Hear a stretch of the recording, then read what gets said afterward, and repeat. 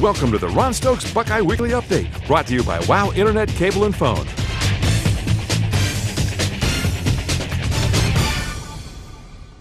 right, this is Ron Stokes. I'm here with Clark Kellogg, lead college basketball analyst for CBS Sports. Clark, thanks for being here. My pleasure, Ron. Good to hang out with you always. You know that.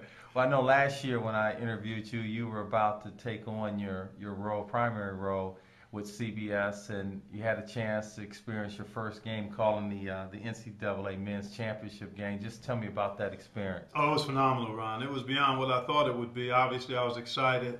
I'm a little bit nervous being in a new position for the first time, even though I've been an analyst for well over 20 years. But to be in that spot as the lead analyst, the number one guy, to have a chance to actually call the semifinals and the championship game was really special, man. It was fun, and actually being in Detroit at Ford Field, the fact that Michigan State was there and was able to get to the championship game, that made it even more of an electrifying atmosphere. But for me, it was really kind of a culmination of a goal that I had. I was hoping that at some point I would have a chance to reach what I think is the highest level in my profession as an analyst, and that's being able to call one of the great sporting events on the calendar, the NCAA Men's Finals. So it was excellent. It was really special.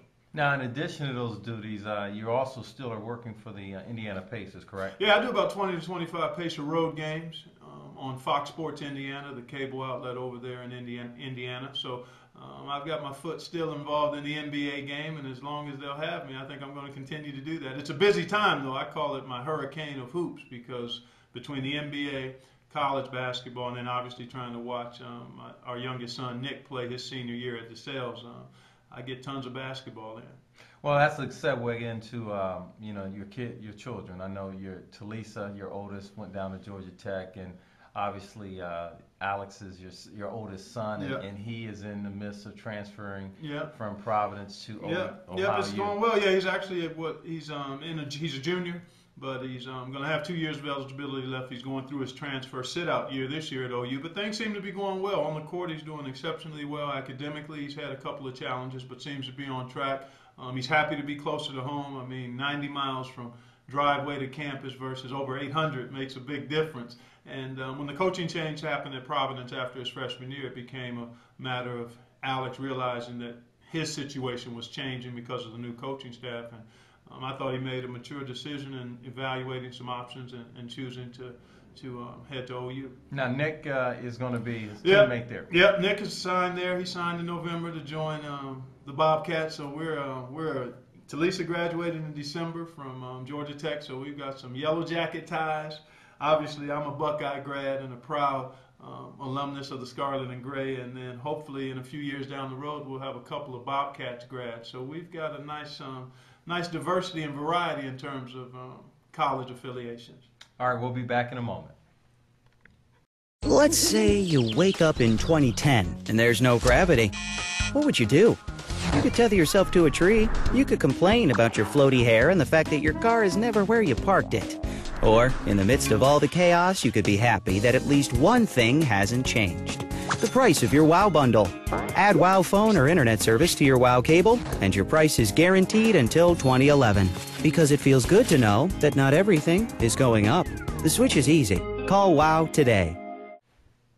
Okay, we're back with Clark Kellogg, lead college basketball analyst for CBS Sports. And Clark, with your duties, you travel all around the country watching a number of teams. And who stood out so far this year that based on what you've seen so far? Well, the teams that I've actually been able to see in person.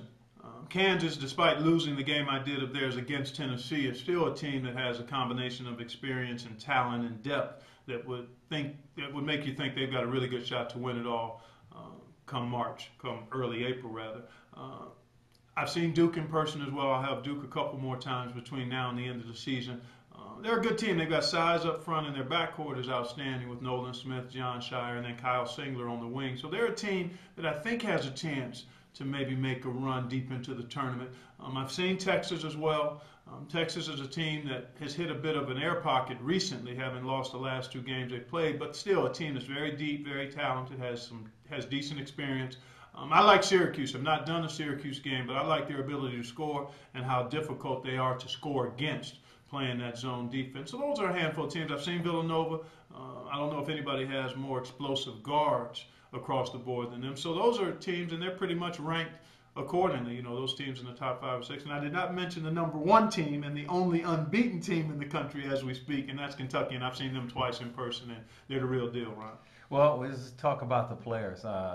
In Columbus, Ohio, some folks are saying that Evan Turner is strong consideration to possibly be the player of the year if he continues to play like he is right now. But just talk about your view of Evan Turner and some of the other top players in the nation. Well, this year is a little different than in years past. We've always had kind of a consensus, 1 or 2 guys that clearly separated themselves from the other guys as far as player of the year consideration goes. You go back to last year, Blake Griffin.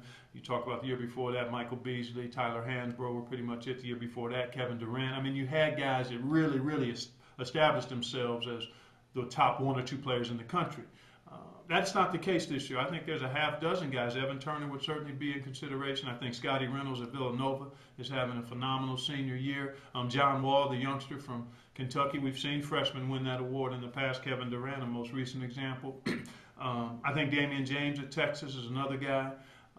Luke Herringody is putting up big numbers at Notre Dame. So you've got, like I said, a handful of guys. I think it's going to be based on which teams succeed the most and how well these players continue to sustain a high level of performance going forward. Well, let's talk about Evan Turner in particular. He's a guy that does so many things.